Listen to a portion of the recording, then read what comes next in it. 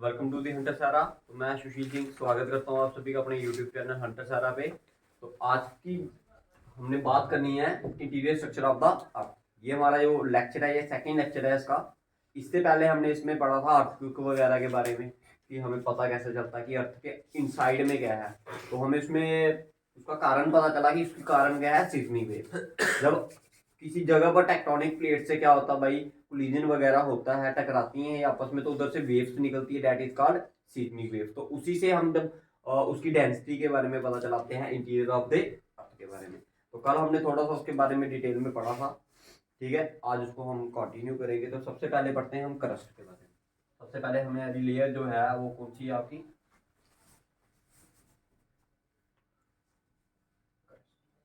इसको बोलते हैं top most layer of the earth. क्या बोलते हैं इसे? टॉप मोस्ट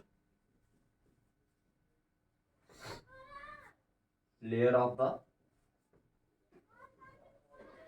तो अर्थ के सबसे ऊपर वाली लेयर है उसे हम क्या बोलते हैं? क्या बोलते हैं? हमें क्रस्ट बोलते हैं। क्या बोलते हैं उसे? क्रस्ट। ये किसकी बनी हुई है? सियाल की बनी हुई है, मतलब सिलिकॉन एंड अल्युमिनियम की बनी हुई है। किसकी बनी हुई है? सिलिकॉन एंड अल्युमिनियम की बनी है। किसकी बनी है? सिलिकॉन एंड अल्युमिनियम की, ठीक है। अब लिख लो एलिमेंट्स इन अर्थ क्रस्ट। कौन कौन सा एलिमेंट मिलता है हमें अर्थ क्रस्ट में?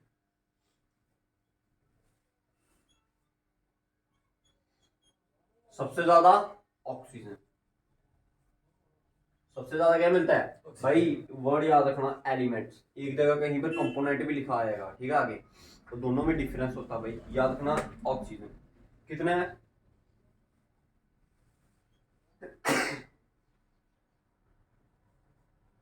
46.60%।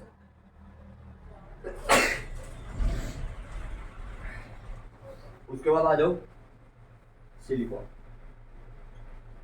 That is 27%।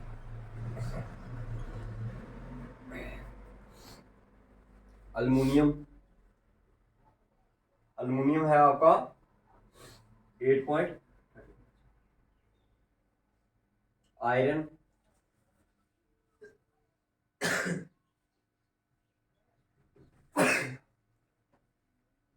5%, ठीक है। बस इतने ही याद रखो, काफी है आपके लिए।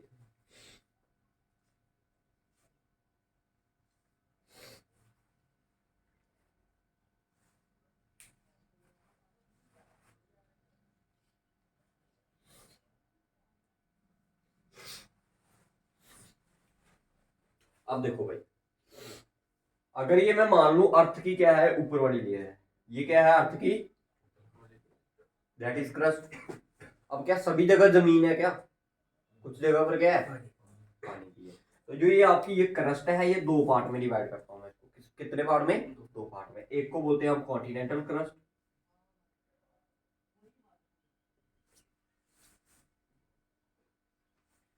एक को बोलता हूं क्या मैं?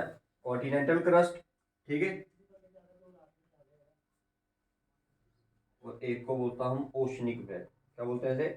सी बेड बोल सकते हैं।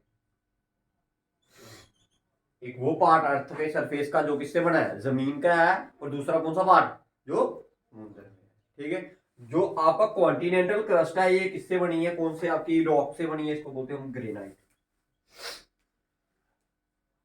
क्या बोलते हैं इसे हम? ग्रेनाइट से बनी है। किससे बनी है? ग्रेनाइट। और ये जो है रॉक, ये किससे बनी है? ये वाली बेड जो है, ये किससे बना है? बेसाल्ट। बेड हो गए जो ऊपर वाली लेयर होती है, ठीक है, उसे बोलते हैं हम क्या? बेड बोलते हैं। तो कॉन्टिनेंटल क्रस्ट याद रखना है granite, and the seabed is, ठीक है।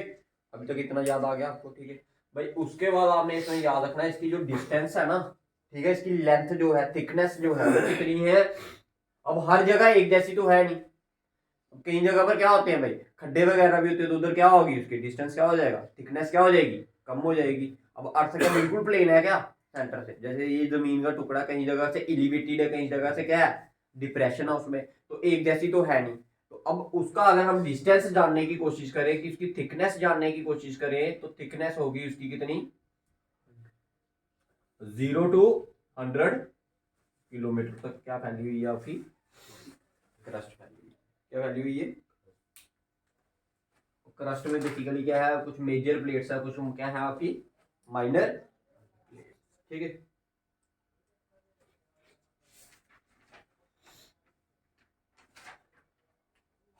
नेक्स्ट आ जाओ, इसके बाद है आपका, अभी इसको एक डायग्राम और बनाऊंगा आपको, जिसमें आपको पता चल जाएगा हमने मतलब इसको तोड़ा कैसे है, जिसमें हम क्रस्ट को भी दो पार्ट में तोड़ेंगे, मेंटल को भी तोड़ेंगे और कोर को भी तोड़ेंगे, ठीक है। और कौन सी चीजें ने अलग अलग कर रही है वो भी इसके बारे में हम बता देंगे एक ही डायग्राम में। पहले आप थोड़ा बेसिक कर लो आप इसमें। दूसरी वाली लेयर आ गई आपकी कौन सी, मेंटल। इसमें क्या था, जैसे इधर सियाल था, इधर क्या था,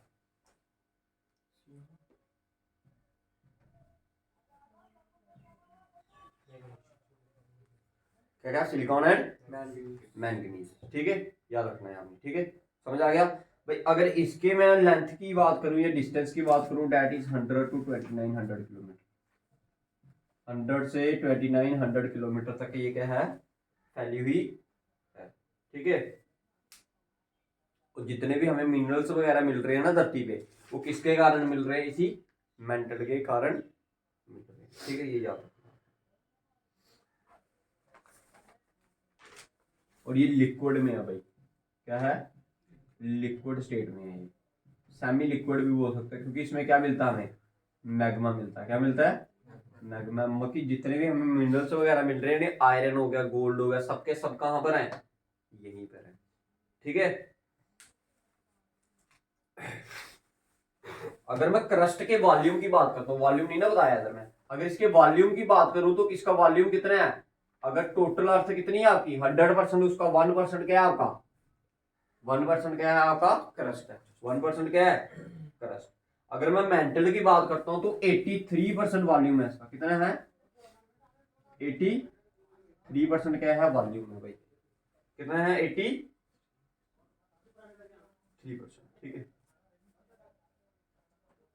अगर इसके वेट की बात करता हूँ, मास की बात करता हूँ, अगर इधर मास कितना बोलूं मैं, इधर मास इसका कितना है, 1%, कितना है, 1%। अगर इसके मास की बात करूंगा तो इसका मास कितना होगा, लगभग लगभग 67% के नियर अबाउट, कितना, 67 वेट की बात करता हूँ। अगर पूरी अर्थ का वेट कितना मान लू मैं, 100 kg, तो उसमें से क्रस्ट कितना है, 1 kg, मेंटल कितना है, 67 kg, ठीक है। क्लियर है भाई, ये चीजें क्लियर है, ठीक है।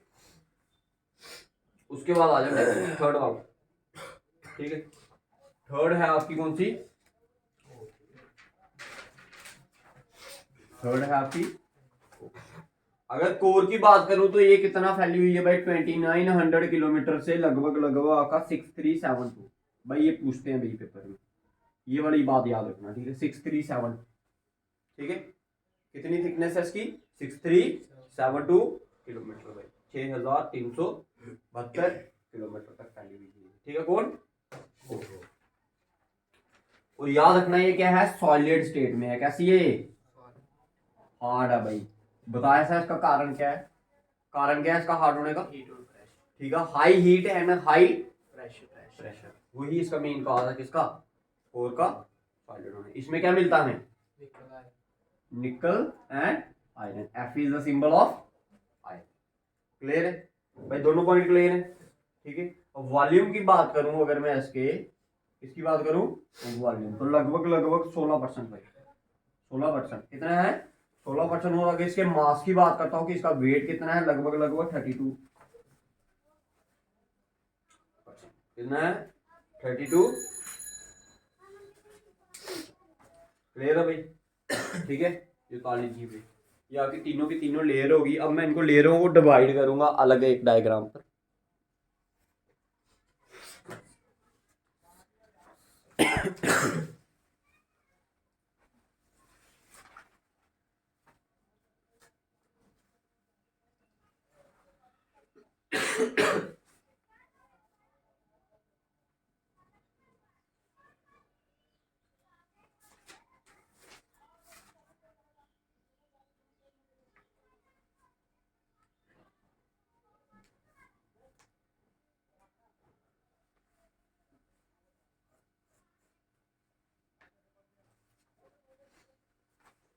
अच्छा, क्रस्ट में एक पॉइंट और लिख लीजिए, लिखो, देखो, crust is responsible for all geo all geo pattern. देखो, crust is responsible for all geo. कहता क्रस्ट किसके लिए रिस्पॉन्सिबल है? सारी की सारी जियो पैटर्न्स के लिए कौन रिस्पॉन्सिबल है आपकी? ठीक है,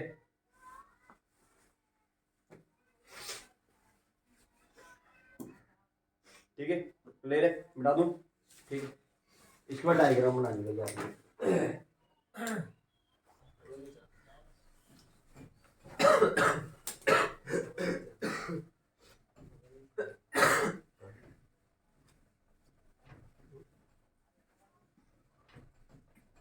भाई कल की एक न्यूज भी आई है, आपने सुनी होगी, किसके रिलेटेड? लिथियम के रिलेटेड भाई। ठीक है, लिथियम, ठीक है, लिथियम के रिलेटेड एक हमारी इंडिया में क्या आई है, एक न्यूज आई है। वो न्यूज ये है कि JNK रियासी डिस्ट्रिक्ट में हमें क्या मिला भाई? 5.9 टन लिथियम मिला। इंडिया का सबसे ज्यादा, कभी इंडिया में मिलता नहीं है। ठीक है, इंडिया में पहली बार मिला, और कहाँ मिला? हमारे JNK में मिला। ठीक है, रियासी डिस्ट्रिक्ट। हाँ, रियासी डिस्ट्रिक्ट में, जहाँ पर सलाल डैम है नी, ठीक है, उधर मिला है। ठीक है, आपके लिए एक होमवर्क है कि याद रख के आना कि चेनाब पे जितनी डैम्स बनी है तीनों के नाम, 3 डैम्स है, तीनों के नाम पता होने चाहिए। एक मैंने बता दिया आपको चेनाब, ठीक है, बाकी 2 आपने याद रखे हैं। पेपर में पूछते हैं कि dash project is on dash river, तो आपको पता होना चाहिए कि कौन से रिवर पे कौन सा प्रोजेक्ट। ठीक है, एक बता दिया मैंने लाल डैम, और उसी के पास में क्या मिला है? क्या मिला है? लिथियम का क्या मिली है? माइंस मिली है जी। और ये ढूंढता कौन है भाई? ये भी याद रखना है, कौन ढूंढता है? Geological survey of India. ठीक है, जियोलॉजिकल सर्वे ऑफ GSL। ठीक है भाई, तो देखो ध्यान।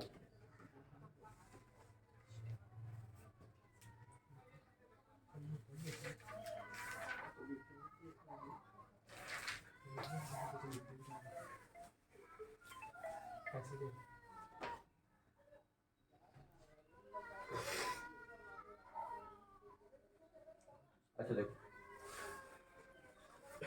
साथ साथ में इसको मैं डिवाइड करते जाऊंगा। ठीक है, सबसे पहले आती है हमारी outer core and sorry outer crust and inner crust. ठीक है, इसको मान लीजिए आप क्या? ये वाले पार्ट को, ऊपर वाले पार्ट को मान लीजिए आप क्या? आउटर क्रस्ट, और अंदर वाले पार्ट को क्या मान लीजिए? इसको मान लीजिए आप क्या? आउटर क्रस्ट, और इस वाली को मान लीजिए आप क्या? Inner crust. ठीक है, अब बात जो याद में रखने वाली है वो क्या है? इसमें जो याद रखना आपने क्या है वो कि इनको देखो, दोनों को एक लाइन, क्या लाइन बोल लो, या फिर आपका कुछ इसमें एक ऐसा हिस्सा है जो इन दोनों को क्या करता है? अलग करता है। ठीक है, अब एक ट्रिक लिखिए पहले साइड पर, एक पेज पे लिखो को MR, जैसे लिखिए वैसे लिखना। ठीक है, फिर समझ आएगी। को MRWG लेमन। को से होता है वर्ड कुनाड, क्या होता है? कुनाड। तो भाई याद रखना है, जो आउटर क्रस्ट और इनर क्रस्ट को क्या करता है? जो आउटर क्रस्ट और इनर क्रस्ट को क्या करता है? डिवाइड करता है। उस डिसकंटिन्यूटी को हम क्या नाम देते हैं भाई? उस डिसकंटिन्यूटी को नाम दिया है हमने क्या? ऐसे करके डॉटेड में, जो डिसकंटिन्यूटी होगी ना, उसको डॉटेड में बनाना। इसको बोलते हैं हम क्या? कोनाड। क्या बोलते हैं?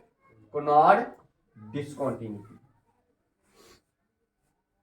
समझ आ गया भाई? पहला पॉइंट क्लियर हुआ सभी को भाई? पहला पॉइंट क्लियर है?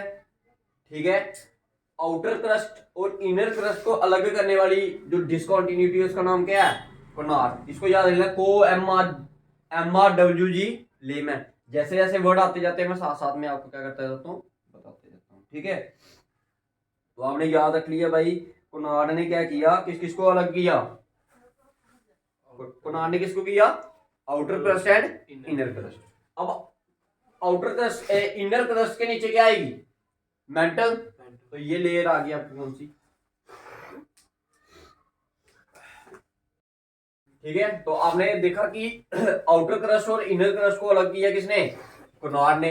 अब देखिए भाई, इनर क्रस्ट के नीचे मैंने मेंटल को क्या कर दिया? 2 पार्ट में डिवाइड कर दिया, that is upper mantle and lower mental. Core को भी मैंने 2 पार्ट में डिवाइड कर दिया, outer core and inner core. अब देखिए ध्यान से समझिएगा, अपर मेंटल और inner core sorry upper mantle और इनर क्रस्ट को जो अलग करेगी उसको हमने नाम दिया क्या, मोहस डिसकंटिन्यूटी। क्या नाम दिया, मोहस डिसकंटिन्यूटी। इधर से याद भी रखना आपने, को के बाद एम आया, एम से मतलब होता है मोहस डिसकंटिन्यूटी, ठीक है। अब अपर मेंटल और कौन सी अलग होगी, इनर क्रस्ट तो होगी। अब अपर मेंटल और लोअर मेंटल को हमने क्या करना है, अलग करना है। इसको जो अलग करेगी डिसकंटिन्यूटी उसका नाम होता है रैपिटिस डिसकंटिन्यूटी। क्या बोलते हैं उसे हम, रैपिटिस डिसकंटिन्यूटी। आर से क्या आ गया आपका वर्ड, रैपिटी। क्लियर। अब अपर मेंटल और लोअर मेंटल भी हो गया। अब लोअर मेंटल और आउटर कोर आएगा। अब लोअर मेंटल और आउटर कोर, लोअर मेंटल और आउटर कोर जो अलग करेगी उसको हम बोलते हैं विचर्ड गटनबर्ग डिसकंटिन्यूटी। क्या बोलते हैं, विचर्ड गटनबर्ग डिसकंटिन्यूटी। तो ये आ गया आपका, ठीक है, ये आ गया विचर्ड गटनबर्ग डिसकंटिन्यूटी। अब लास्ट रह गई आपकी, that is outer core and inner core. इसको जो अलग करेगी उसको हम बोलते हैं लेमैन डिसकंटिन्यूटी। क्या बोलते हैं, लेमैन डिसकंटिन्यूटी। क्या बोलते हैं, लेमैन डिसकंटिन्यूटी, ठीक है। तो ये क्या था आपका, एक स्ट्रक्चर था।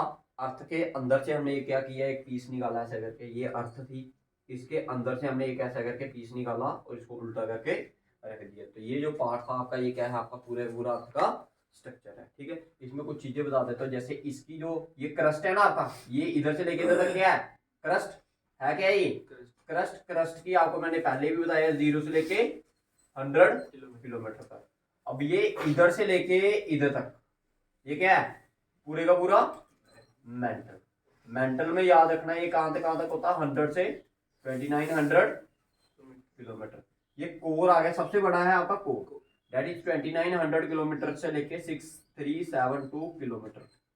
क्लियर, ठीक है। और इस वाले पॉइंट का जो टेम्परेचर होता है भाई, इस वाले पॉइंट का टेम्परेचर होता है 6000 डिग्री सेल्सियस। उस दिन भी बताया था आपको मैंने, उस दिन एक पॉइंट आपको और भी बताया था मैं, कितने मीटर हम नीचे जाएंगे कि 1 डिग्री टेम्परेचर इंक्रीज होगा आपका, ठीक है। हाँ, याद रखना है, जब आप 32 मीटर क्या करोगे, डाउनवर्ड जाओगे, तो 1 डिग्री टेम्परेचर क्या हो जाएगा, 1 डिग्री सेल्सियस टेम्परेचर इंक्रीज होगा, ठीक है। तो ये था सारा का सारा आपका क्या,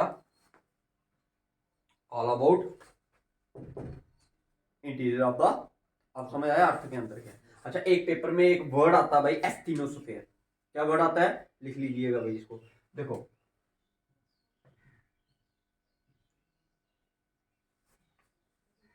ये वो सफेयर है या वो लेयर है अर्थ की, ये कहां होती है भाई, ये मेंटल के जस्ट ऊपर, मेंटल के जस्ट ऊपर, जिसपे हमारी प्लेटें तैर रही है ना, जिसमें हमारी प्लेटें क्या कर रही हैं, फ्लो कर रही हैं, उसे हम वर्ड को क्या बोलते हैं, एस्टिनोस्फेयर। समझ आया भाई। ये अगर आप, मैं मान लू ये वाली मेंटल लेयर है, इसके ऊपर एक लेयर ऐसे ऐसे करके एक लेयर आएगी, जिसको हम क्या बोलेंगे, एस्टिनो। इसी के ऊपर क्या होता है भाई, हमारी जो प्लेटें हैं वो क्या करती हैं, तैर। समझ आ गया सभी, ठीक है। तो ये था हमारा क्या, इंटीरियर ऑफ द अर्थ के बारे में, ठीक है। अच्छा, कुछ पॉइंट्स लिख लीजिए और इसमें देखो, इनर कोर में, इनर कोर की बात करता हूँ भाई, इनर कोर की, किसकी बात कर रहा हूं मैं, इनर कोर की। तो इसमें लिखिए P and S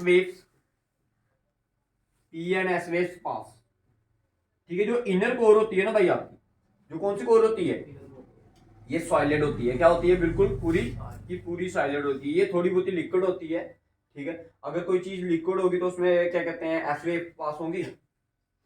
S waves कौन सी होती है, सरफेस नहीं, सेकेंडरी वेव्स कहां से पास होती है, सॉलिड से, सिर्फ सॉलिड से, ठीक है। अब ये वाला जो पार्ट है ये क्या है आपका, लिक्विड है थोड़ा, क्या है, लिक्विड। तो इसमें से सिर्फ एक ही वेव पास होती है, दैट इज पी वेव। कौन सी, क्लियर। ये कुछ चीजें याद रखनी है, ठीक है।